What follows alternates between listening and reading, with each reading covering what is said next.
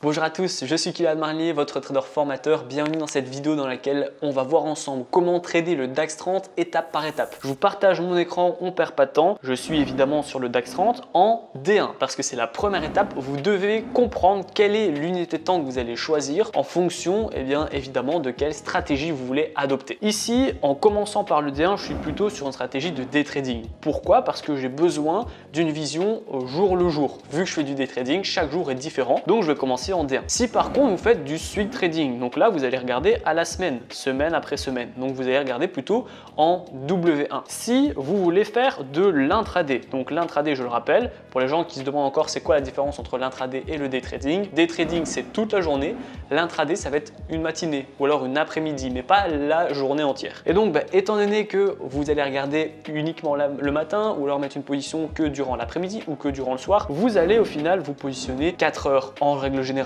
Donc ici, une vision à 4 heures, c'est une bonne unité de temps pour démarrer votre session intraday. Et ensuite, pour les gens qui font du scalping, là on va aller chercher du M5, du M1, on va aller chercher très court terme évidemment, mais on va pas parler de scalping dans cette vidéo. Moi, ce que je vais prendre comme d'habitude, c'est le plus commun, ça va être le day trading. Donc, quelle est la première étape quand on fait du day trading et qu'on veut trader le DAX? Eh bien, ça va être de regarder le prix en fait. Comprendre ce qui se passe sur le DAX, c'est super important parce que le DAX va réagir énormément au fondamental et énormément également aux techniques. Étant donné que là on est dans les indices, on doit mettre 0,10 de l'eau minimum. Donc vous ne pouvez pas vous rater, ça monte très vite mais ça baisse très vite également. Donc pour éviter que vous perdez votre compte ou que vous perdez 10% sur une position, c'est important de comprendre les impulsions, comprendre les corrections, être capable de savoir pourquoi ça monte et pourquoi ça baisse. Donc là pour faire une analyse très brève du marché sur le DAX, qu'est-ce qui se passe en ce moment? Donc là on avait une hausse, on a eu la baisse ici. La baisse de quoi? C'est la baisse du Covid-19, la première fois, les premières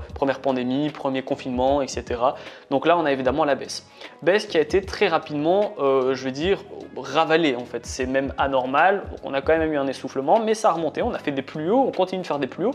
Et là, pour vous parler un peu plus à court terme, qu'est-ce qui se passe?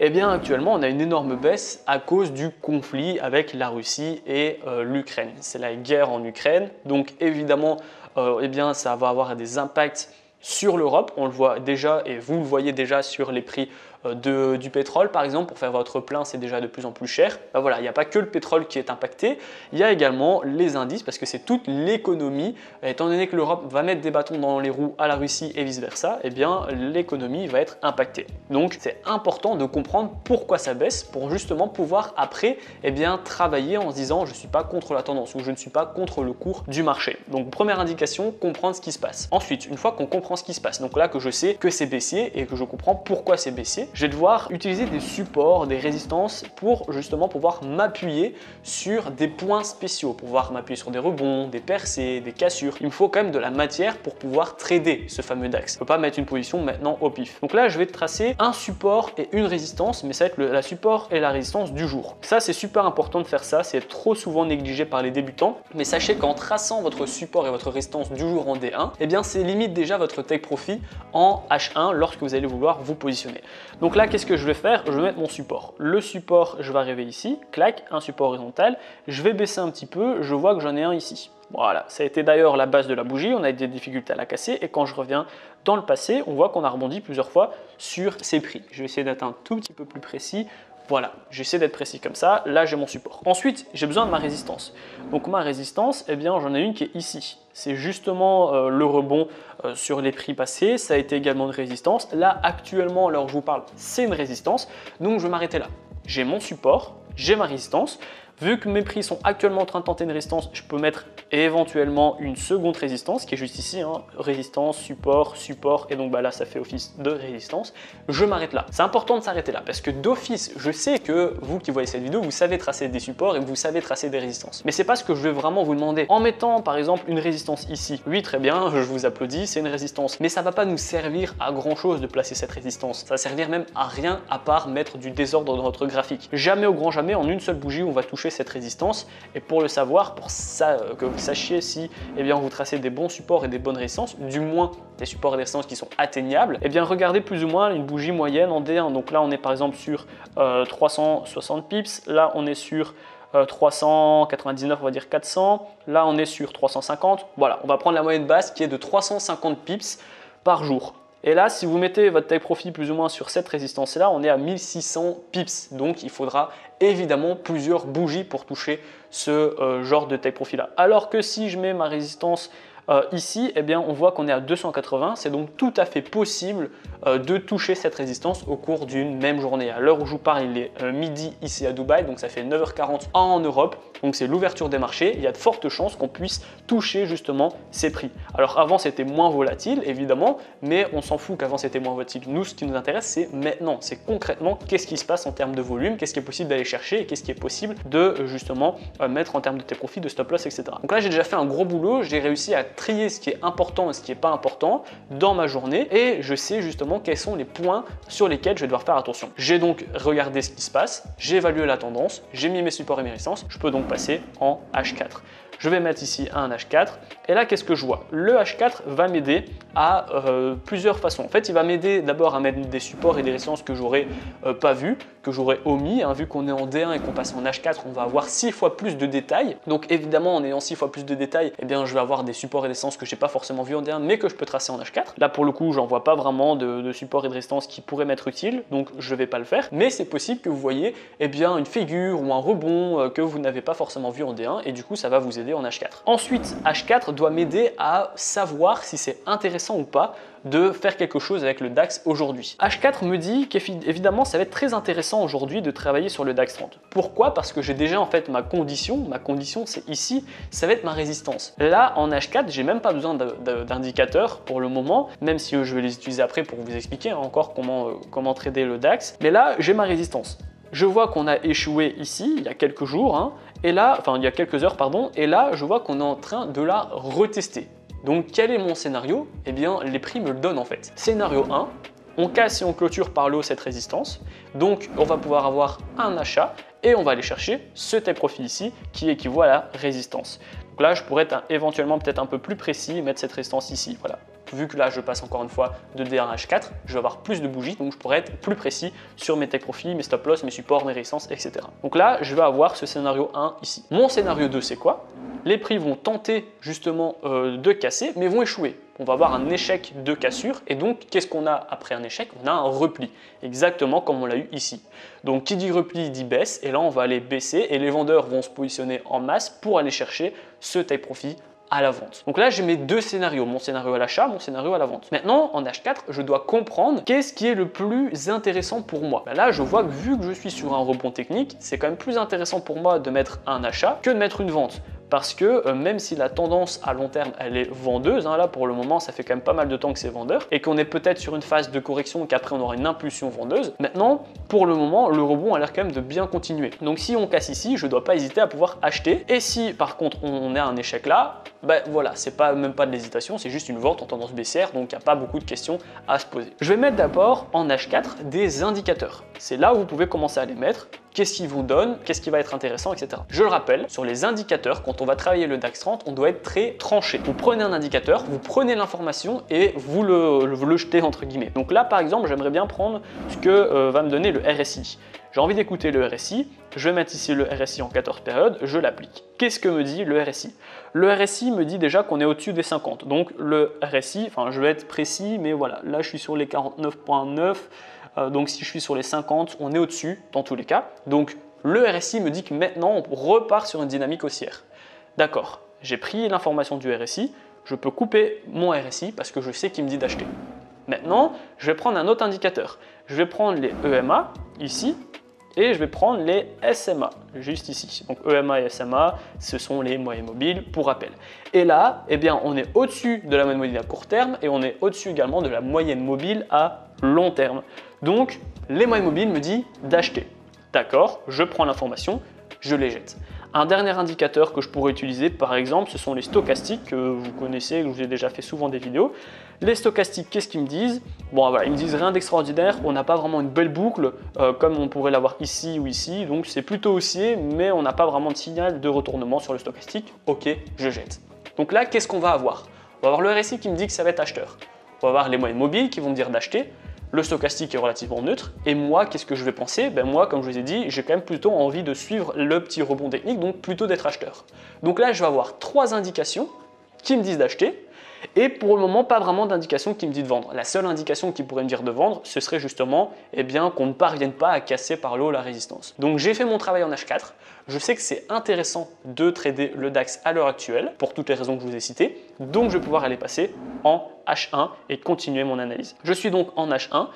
Je vois bien du coup que là on a tenté, qu'on a replié, mais que le support a bien fait son travail parce que on a un rebond sur les prix. Donc là en fait, mon objectif principal et mon analyse à plus court terme, donc là on est vraiment sur le H1, donc c'est là où je vais vraiment me positionner sur le day trading. Mon analyse serait de me dire, je suis acheteur. Je suis acheteur tant que ce support il fait un travail de rebond en fait. Donc là ici j'avais pas de raison de vendre parce qu'on a eu un rebond technique et donc tant que les prix sont au-dessus, je suis acheteur et j'ai bien envie d'avoir un take profit ici dès lors qu'on va casser et clôturer par le haut ma résistance. Donc maintenant que je vais avoir une condition, que j'ai un take profit je veux dire éventuel, que j'ai ma condition et que je suis aussi et que tous les indicateurs me disent d'acheter, il y a un moment donné où je vais devoir quand même me mettre en condition pour aller chercher mes lots, mes leviers, mon ratio, mon money management, mon take profit, mon stop loss, mettre tout en œuvre pour que comme ça, dès que, par exemple, dans 5 minutes, si on clôture et on casse au-dessus de cette résistance, je puisse faire le nécessaire pour prendre mes gains. Donc, comme je vous l'ai dit, là, il n'y a pas vraiment de surprise, mais le take profit, on l'avait vu que c'est la résistance du jour, je ne l'ai pas touché, vous l'avez vu,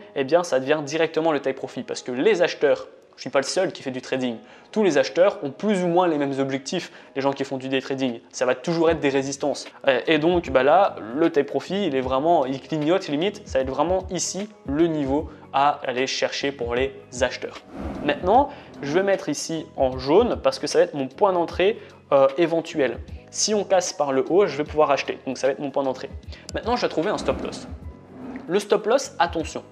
Je vais ici vous le caractériser en rouge. Voilà, je vous le mets clac, clac et clac en rouge.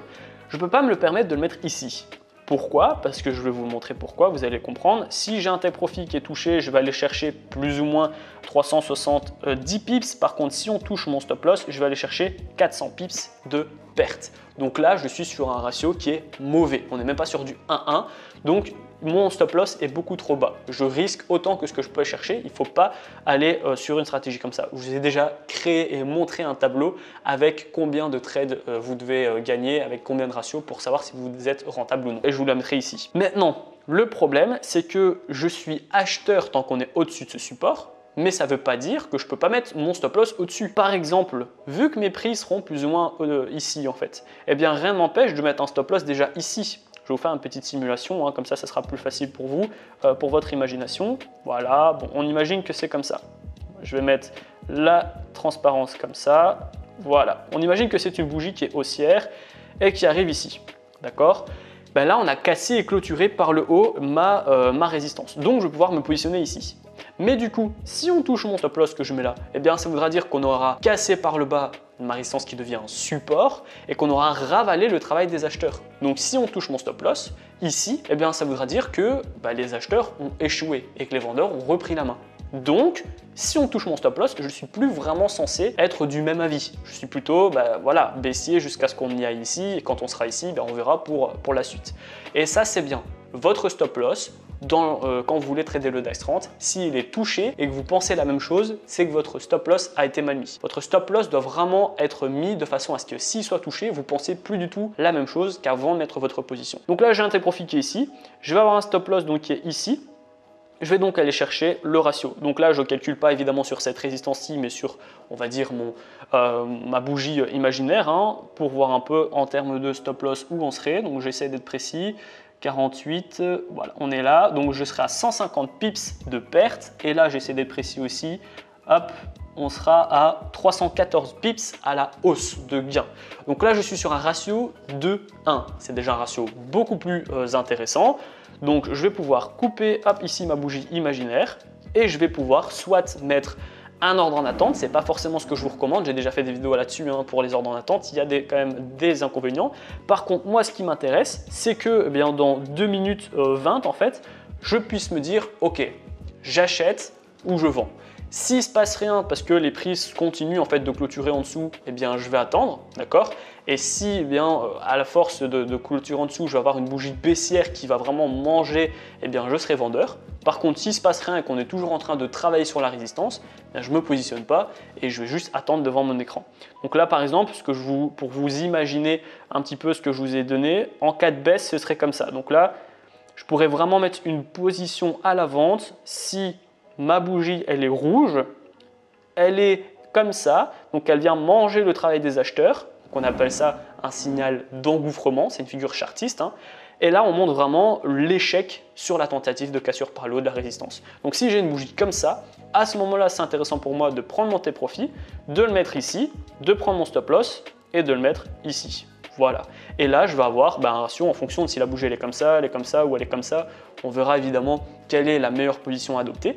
Mais ça, c'est mon scénario en cas de vente.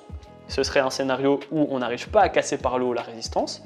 Et eh bien, à l'inverse, ici, où là je remets en vert ma bougie, j'essaie vraiment de prendre mon temps pour vous expliquer correctement, comme ça il n'y a pas de problème et vous comprenez bien ce que je veux dire.